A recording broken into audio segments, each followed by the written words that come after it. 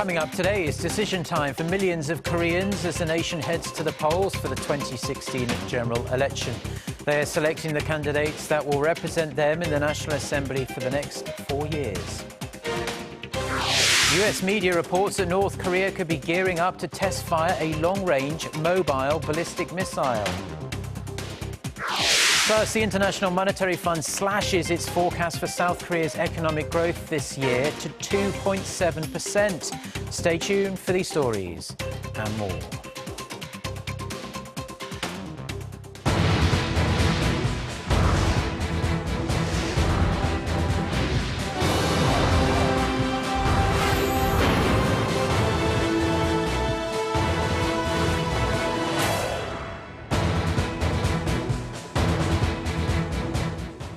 Hello to our viewers around the world. It's noon on Wednesday, April 13th here in Seoul. Thank you ever so much for joining us. I'm Mark Broom. We are going to start with our election coverage.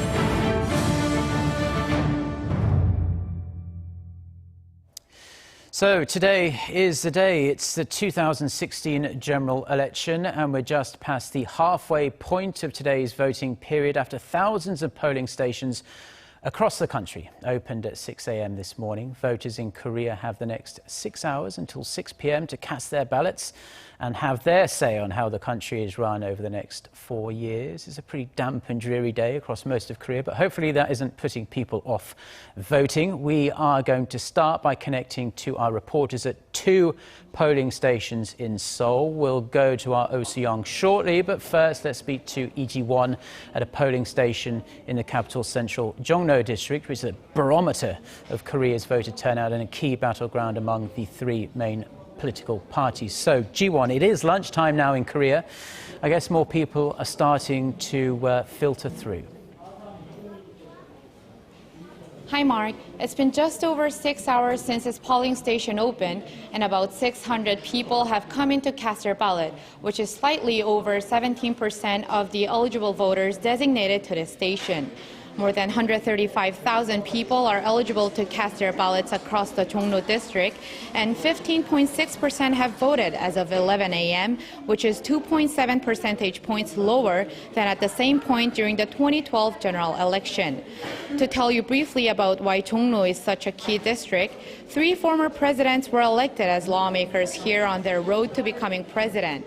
It is also home to the presidential office of Cheongwade and the central government complex. And there is a fascinating matchup this year. Former Seoul Mayor Oh Se-un of the ruling Saenuri Party is taking on the incumbent main opposition party candidate and political heavyweight Jung Se-gyun.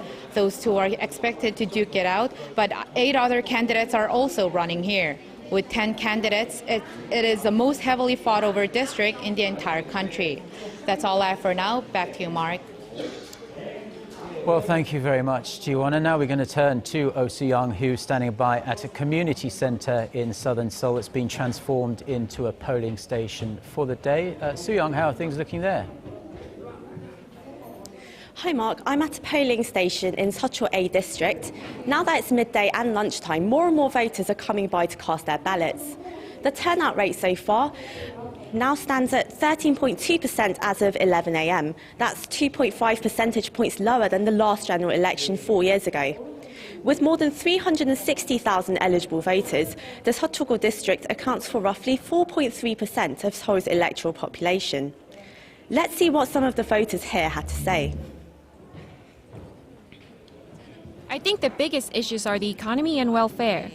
I hope politicians come up with solid, long-term solutions. Employment rate is also a very important thing in Korea. We should increase our employment rate. In regards to North Korea, I hope our lawmakers work together regardless of their political affiliation so the world can see our united Korea. Seoul, along with Gangnam-gu and Songpa-gu, make up the so-called Gangnam 3 districts, the most affluent parts of the capital. The 3 are steady conservative strongholds, tending to lean towards the ruling Saenuri Party. At the 2012 general election, the ruling party won all 7 seats allocated to the regional bloc. There are more than 8.4 million eligible voters in Seoul across its 49 electoral districts. Due to the relatively high early voting rate last week, the National Election Commission forecast a turnout in the upper 50% range nationwide, hopefully higher than the last general elections record of 54.2%. Seoul recorded a turnout of 55.5% in 2012. And we've still got just under 6 hours ahead of us, so we'll have to wait and see how many more voters come by. Back to you.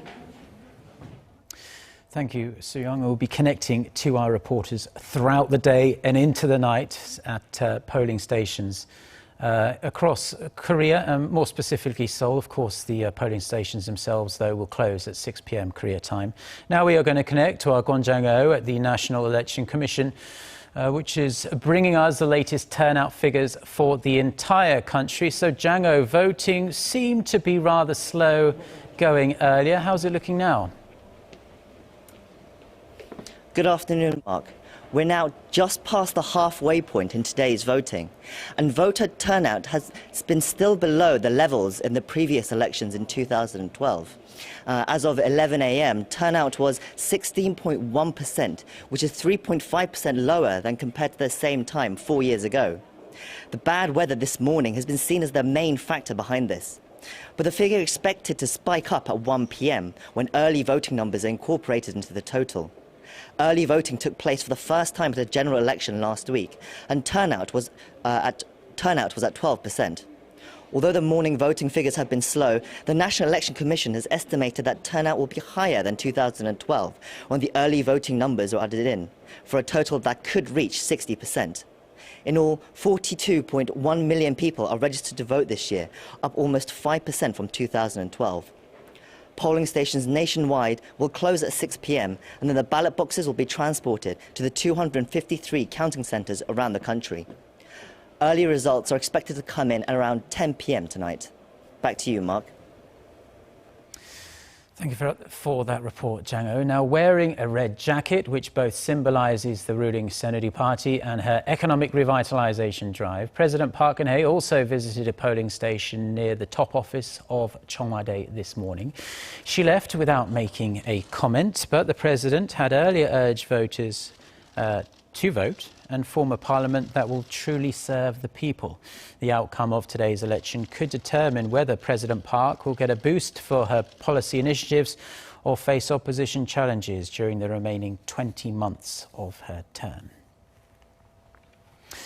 Now we're going to connect to our political correspondents standing by at each of the main parties' headquarters. And for the sake of fairness and balance, we're going to take the parties in order of how many seats they held in the previous assembly. So first up, we're going to go to our Park Ji-won, who's at the ruling Saenuri Party's HQ at the National Assembly in Yeouido, Seoul. Ji-won, how's everything there?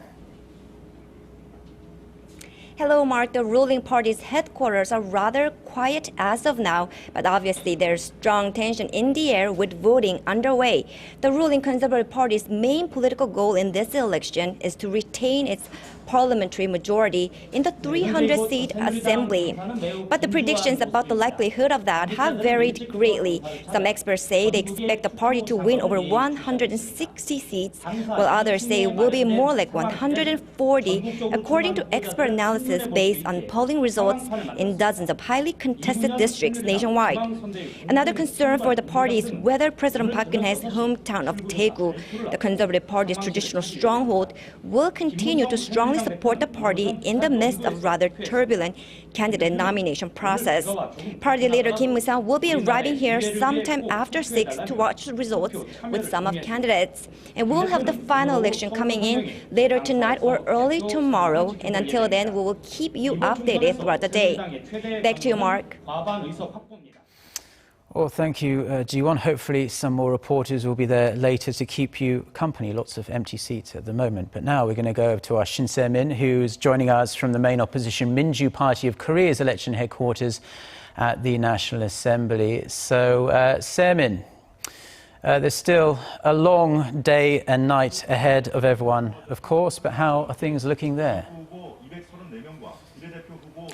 Hi, Mark. I'm at the temporary election base for the Minjoo Party of Korea, which they've set up here at the National Assembly in Yeouido. Now, from what we're seeing, we're not seeing much of a movement at this point because we should remember that we still have 6 more hours to go until the polling stations come to a close and the actual vote count begins. But here's just an overview of what the Liberal Party is hoping to get out of from the 20th parliamentary election. Unlike the Minjoo Party of Korea's initial hope of winning at least 107 seats in the 300-seat National Assembly, the most recent polls conducted and released last week show that the party is likely to secure little less than 100 seats.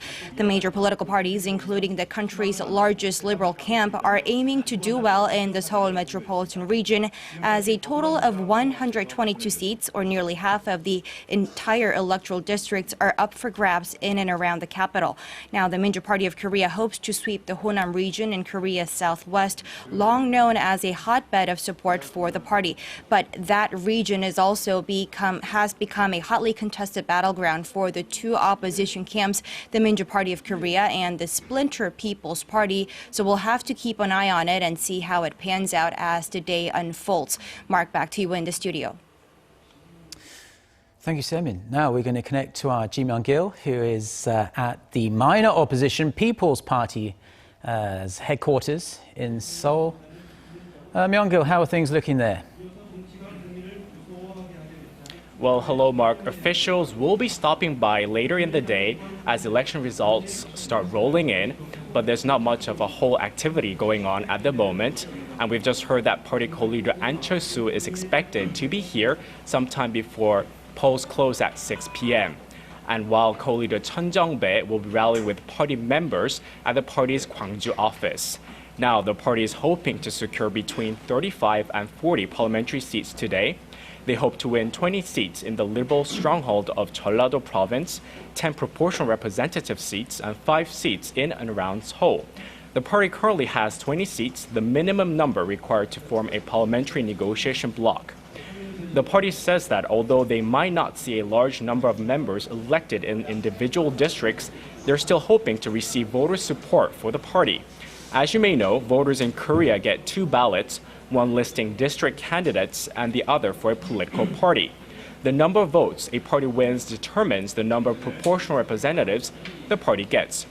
Observers say voters will likely split their votes by voting for one party for district representative and give the proportional representation vote to another party. Back to you, Mark. Thank you, Myung-gil, for that report, and all of our reporters for their fine and comprehensive reports as we are halfway through this election day here in Korea. And as we've mentioned, we should have more of a clearer picture of how Korea voted from later tonight. Our Moon Gun-young will be presenting an election special of News Center at 10 p.m. Korea time, so be sure to catch that as the results start filtering through. Now, the anticipation for this election has been higher than ever, really, with a number of issues, North Korea, the economy, jobs and so on, facing the nation. But how do you really measure election fever among the voting public? Ian Shin has more. What better way to really feel the excitement of Election Day than to take a peek at social media in Korea, one of the most wired countries in the world? School's out, work's off, so people have time to vote. When they get to their local polling station, voters get a stamp on their hands once they turn in their ballot as a sign of their participation. Pictures of the stamps are trending now on sites like Facebook and Instagram, imposed by people of all ages, from college students to people much older and with more gray hair. As for the trending hashtags on Twitter today, you guessed it, expressions like "vote now," "I voted," or "done" are burning up the site as we speak. And people aren't just saying it with words and pictures. They're also posting cartoons and short movies created by local artists that encourage citizens to vote. Celebrities are also joining the fun. Their websites show everything from lighthearted photos of them posing in front of polling stations to more serious messages like "you don't vote, you don't complain," meant to convey the importance of voicing their opinion by voting. With so much excitement coming from all around the country, it seems the results are going to be just as widely discussed among voters tomorrow in what could be the next social media trend. Ian Shin, Arirang News.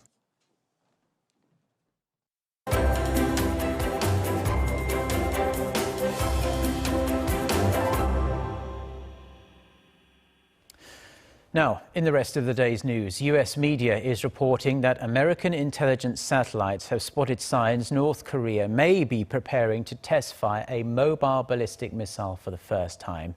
If Pyongyang goes ahead with a launch, it would most likely prompt Washington to reassess its stance toward the regime. Connie Kim with the details.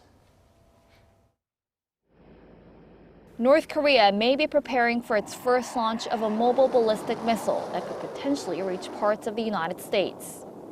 Citing senior U.S. officials, CNN reported Tuesday that U.S. intelligence satellites have detected such movements, and the launch would most likely involve a medium-range Musadan missile. This type of missile is estimated to have a range of some 3,000 kilometers, making it capable of reaching Guam and Alaska. The officials did not, however, rule out the possibility of North Korea testing the longer-range Road Mobile Intercontinental Ballistic Missile, KN-08, or its advanced version, the KN-14. Both are estimated to have a range of 10,000 kilometers, making them capable of reaching the west coast of the continental U.S.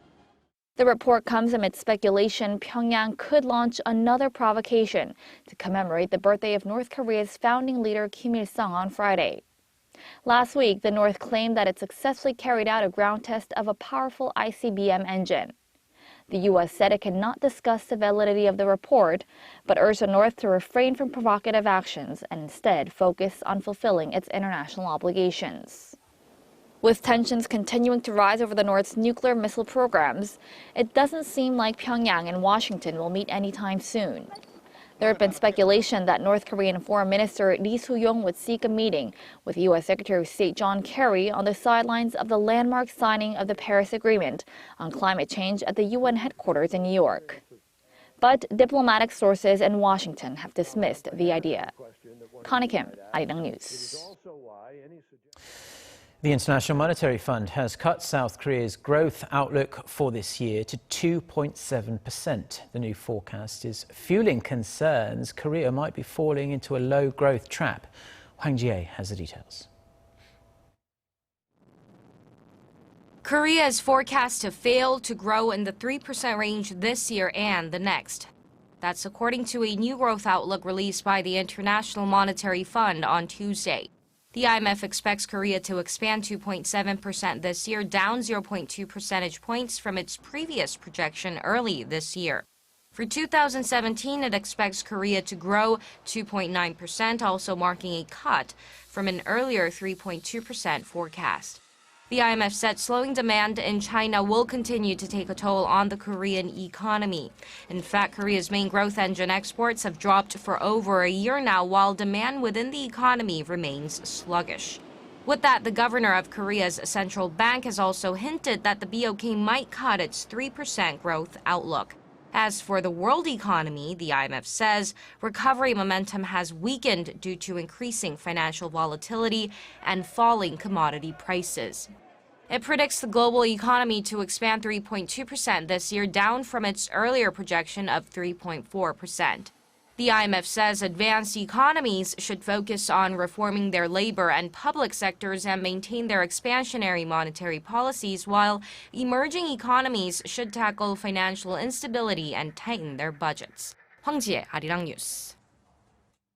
Now, as a follow-up to that report, Korea's finance minister says the country is cautiously optimistic about hitting its 3.1% GDP growth target for this year. Speaking to Korean and US officials and investors in New York, Yoo Il-ho said Korea is willing to go all out to hit its targets this year, despite the sluggish global economy and a slowing China.